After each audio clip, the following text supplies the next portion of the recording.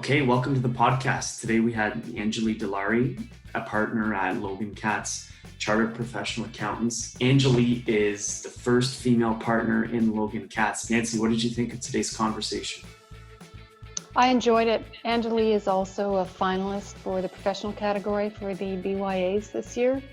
And she shared with us, some cool stuff, I think. She talked about her progression from being a young CPA, big firm, to traveling the world with a tech company, to being a stay-at-home mom, to being a partner at Logan Katz. It's quite a career progression.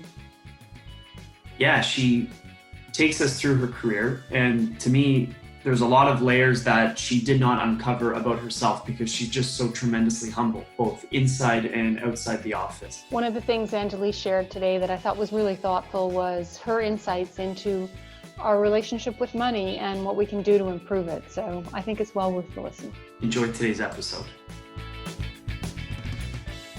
We have Anjali Dilawri joining us from Logan Katz, Chartered Professional Accountants, today on the podcast. Anjali is a partner in the Logan Katz firm and is a BYA finalist in the professional services category. Anjali, thank you for joining us today. Thank you. It's a pleasure. Hi, Anjali. It's great to have you join us today. I think you and I first met through your gathering, your business development networking gathering, Laughter and Conversation. Interestingly, L and K for conversation for Logan Katz, I guess. Yes. And that has been, in my observation, a really successful event. Do you want to just share with us about that for a moment? Yeah, absolutely. So Laughter and Conversation was sort of born out of myself and a colleague of mine, Brenda Valente's conversations where we felt that the networking opportunities that were being presented to us just didn't resonate with us.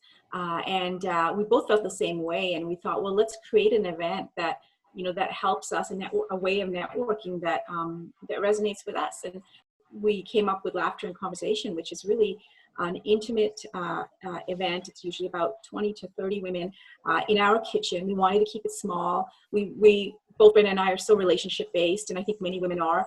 And we wanted to then profile women that are successful in our business community. I don't think there's enough of that. So we thought that would be a great opportunity to profile someone, ask questions, and then get to know each other. So we've been, this is I think year 5 or year 6. We've had a little pause because of the pandemic, but it's been going pretty strong and been quite successful so far. Yeah, my observation is that people are happy to go. You have no trouble filling up the room, and we enjoy it. And we enjoy learning about whatever business you bring to the table. Anjali, can you tell us a little bit about your journey into Logan Katz? So I think you were working in a larger organization many, many years ago. And it's just interesting to see the fact that you've come back into a smaller, mid-sized firm. I guess what my question is when you're working in a larger firm, at what point did you realize that you wanted to make a change to something else? Well, yes, I started my career in 3 different very large firms with 2 of the big 6 CPA firms, and then moving on to Nortel Networks, again, a very large company. And when I was at the tail end of my tenure with Nortel Networks is when I had my kids, and I thought, I'd like to stay home for a couple of years and take on that next challenge of my life. I lasted about a year, and I realized I really like working, and so that's how I ended up at Logan Katz. Is I had so much experience with the big firms, and it was fantastic. The exposure I got, the experience I got, it was invaluable. But the one thing that was missing was really feeling like I'm making a difference to the average person, to the community. And so joining Logan Katz helped me do that because we were catering to small local businesses.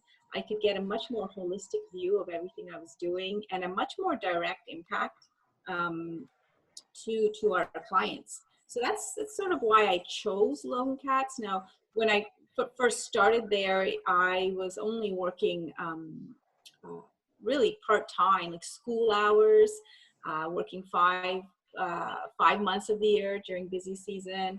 And basically, as my kids started growing up, I started expanding how much I worked. And that worked out wonderfully. I think both ways for my firm and for myself. We would check in every year, is this working for you? And vice versa. And it really did help me grow my career while contributing to Logan Katz growth and while growing my family. So I think it was a great arrangement. I know it's not for everyone, and maybe not feasible for everyone, but I was really grateful that Logan Katz was able to accommodate me in that way. And that probably lasted 5 or 6 years doing that, until I eventually, when the kids were in full-time school, they don't want anything to do with me, then I was working. So that is probably for many people or women, it might have been or might continue to be a great progression. Can you share anything about how, I mean, you make it sound like it just sort of happened, but there must have been things that you and your firm did to make that happen. Can you talk about that a bit? Yeah, absolutely. So my firm really needed someone during tax season. So they were looking for someone for 5 months. And quite honestly, when they first approached me, I said, there's no way I can make that work. You don't have caregivers that'll work for 5 months, and you don't have, so there's a lot of things that I thought, no, there's no way. So we really did have to, after talking to my husband, we really had to restructure our life and make some sort of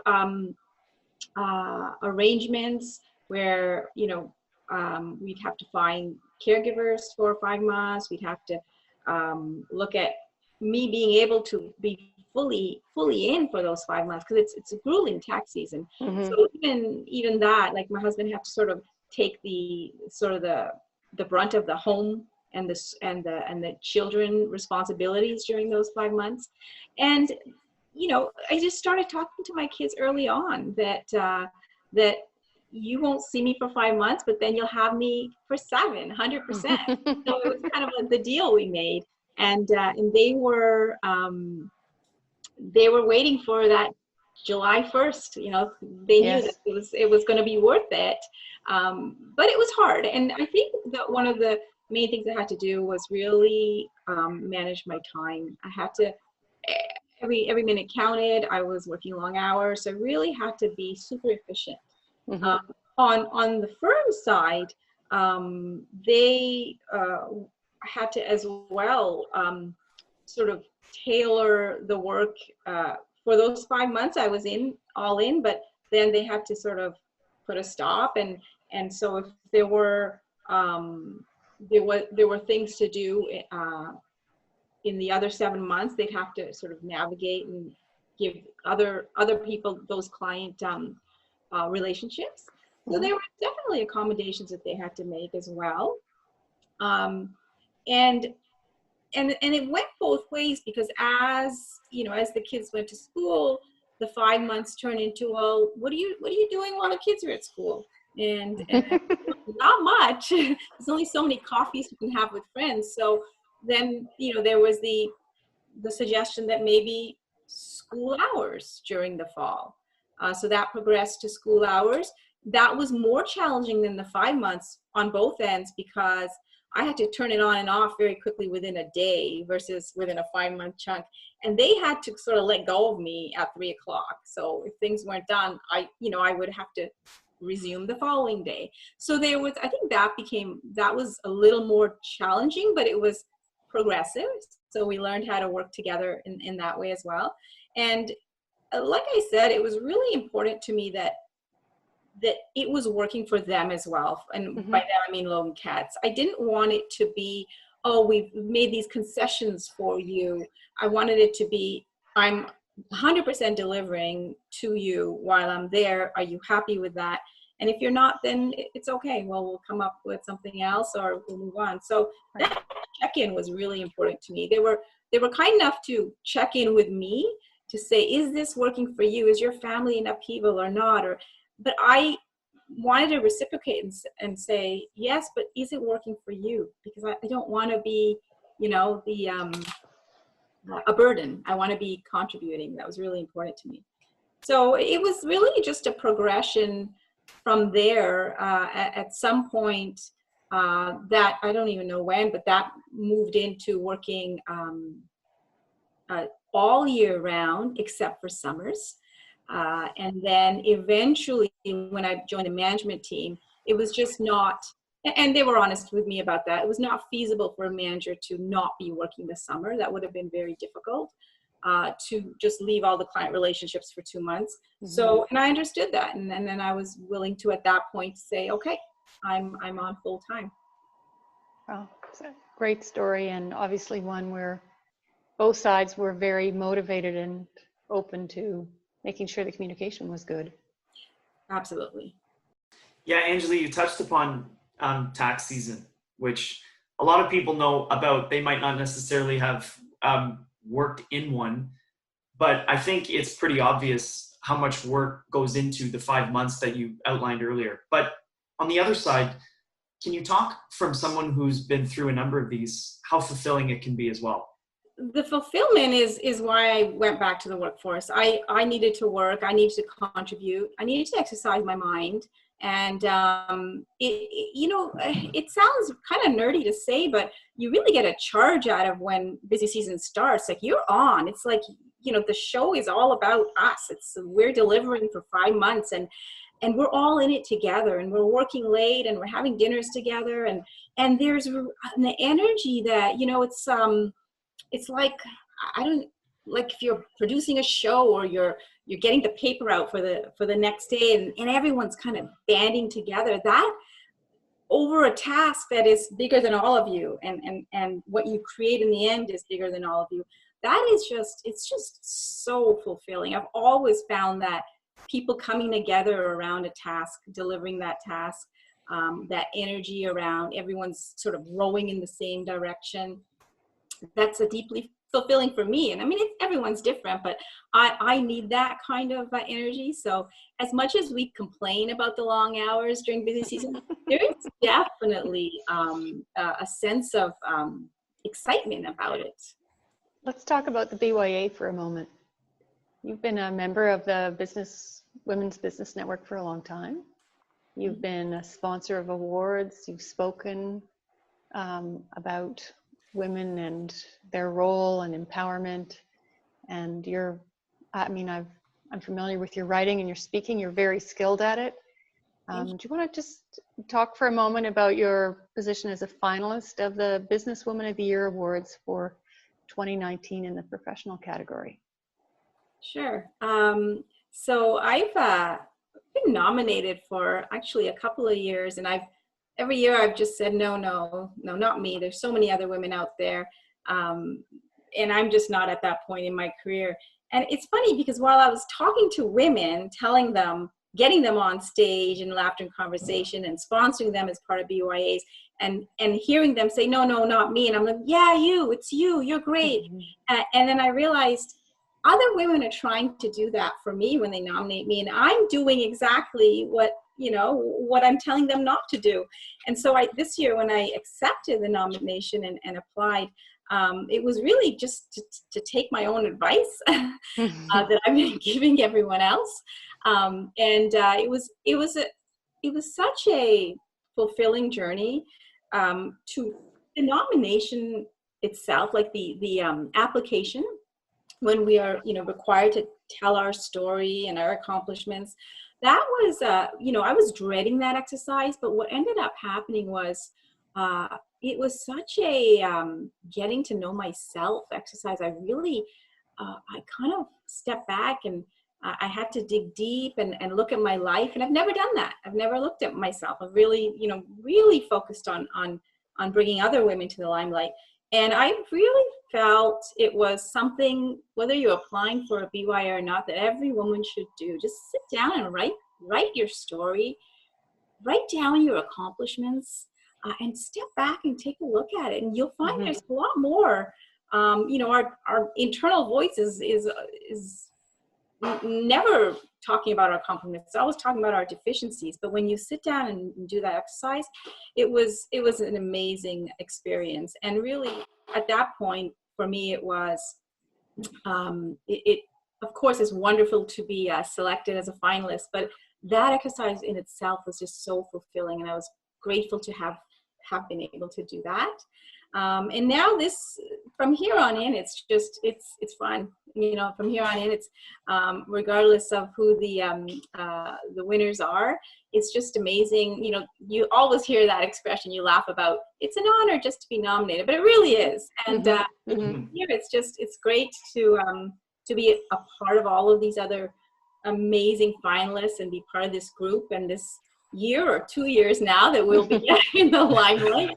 Yes. So yeah, it's a lot of fun. Good. The awards are now presently planned for, the gala is presently planned for April of 2020. So it's been postponed a year, but we look forward to that event. Yes, me as well. Yes. Yeah. One of the things I wanted to just touch on, while we have a few minutes, is your mentorship in your life, whether you're being a mentor or whether you've had mentors in your life. Can you share just sort of the impact of mentorship for you? Sure. I've had a mentor that's had a really, really pivotal impact on me, and that was one of our current partners at Logan Katz, it's Dave Logan. He is, from the day when I first started with Logan Katz, we didn't have a lot of space. So they put me, and because I was only there for a few months of the year, they put me on a desk right outside of Dave Logan's office. So it was a small little, I think 2 foot by 2 foot desk. And so essentially I had an intimate look at Dave's day-to-day interactions. And I think it was very interesting how I always think everything happens for a reason. And watching him, the integrity and with which he conducted his life in every facet of his life, the way that he was fair and honest, just be so consistent in his actions with his beliefs. That had a profound impact on me, and it stuck with me throughout my career.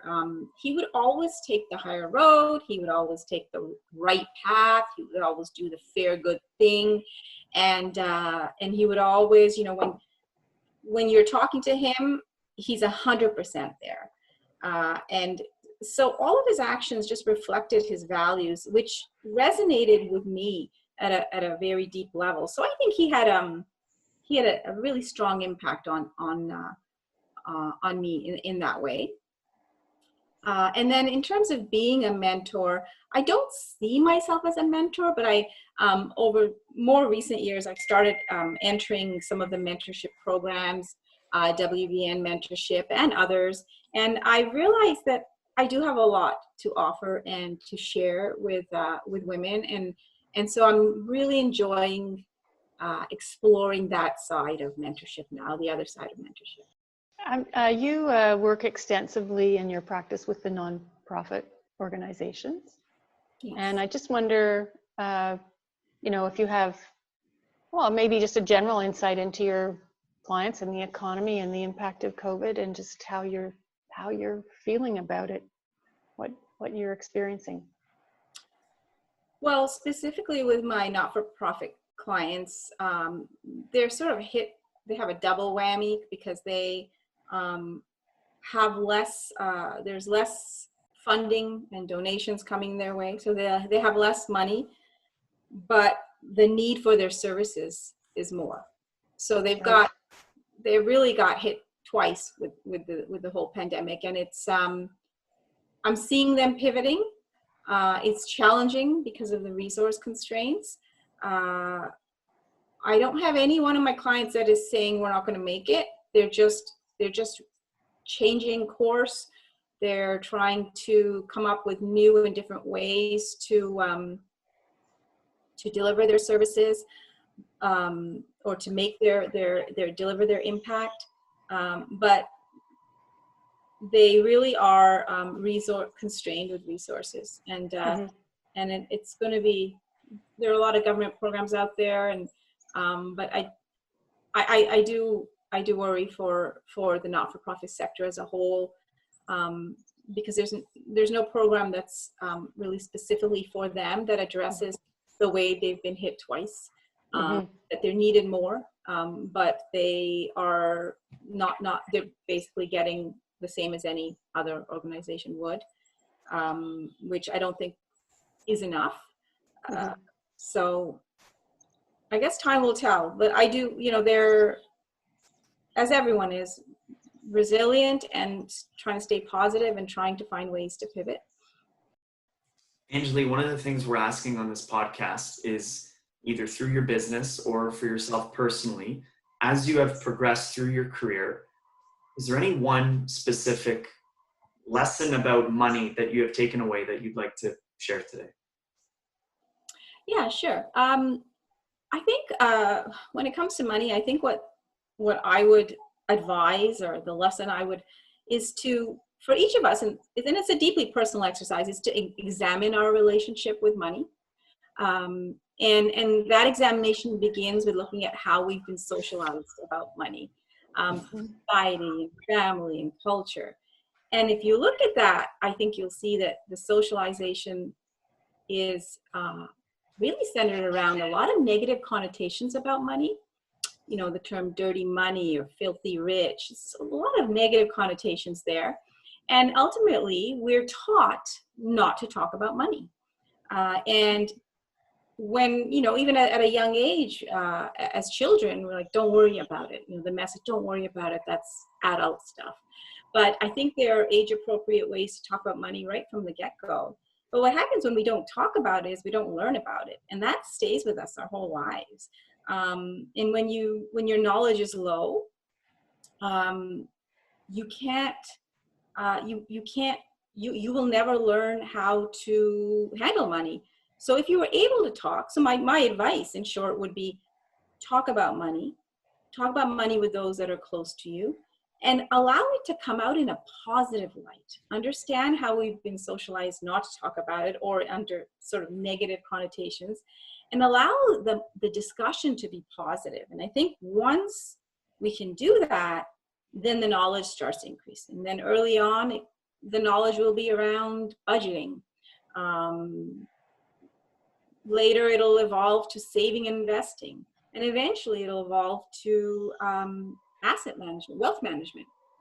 And possibly, depending on your situation, philanthropy and giving. So all of those different phases of talking about money and learning about money can only happen if we're aware of the socialization that's happened around not talking about money, and then we try to change that. I think, like, even when you're retiring, when we retire, we're all essentially wealth managers. We've got some asset base we've accumulated, and now we've got to find a way to make that last for the rest of our lives. And because of how we've been socialized, we haven't talked about it, we haven't learned it, we don't have the tools to do it. So what do? We get anxiety. And how do we handle anxiety? If we invest at all, we invest in low risk vehicles, because we just want to manage the anxiety, because we never got the tools, because we never talked about it. It's a bit of a cycle.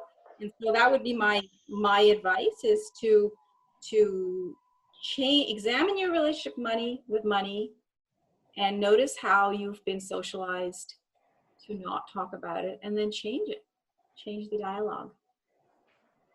That's a great summary of what many people experience, and what it does is create, as you say, the anxiety and the risk aversion, because people don't have a comfort around it, and that can greatly compromise people's financial futures and their standard of living and their ability to become financially independent, to have some freedom to do some of the things they want, or stay at work forever.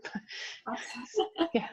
Which, I mean, sometimes people do that because they love their work, but sometimes people do it because it's just that agonizing separation of you from your income. And when you stop earning income, some people find that's just, I mean, I'm sure you see it, Anjali, we do, where it's very tough for people to turn off the tap, so to speak, and, as you say, become the wealth manager and make your assets last. I think that's a great observation of where that can come from. Mm-hmm. And I totally agree with you on that. 100%. it becomes generational. You just pass down these socialized behaviors and attitudes towards money to the next generation. So if you don't talk to your kids or your close family members about money, it just keeps going. It's just generational. It's just, we're not going to get out of it. Yeah, I think that's a great observation. Well, on that note, Anjali, thank you so much for joining us. I'll echo Nancy's note about that summary about that money lesson, and the socialization around it is an interesting study. So thanks for coming on and sharing your story. It's truly appreciated. Thank you. Thank you for having me.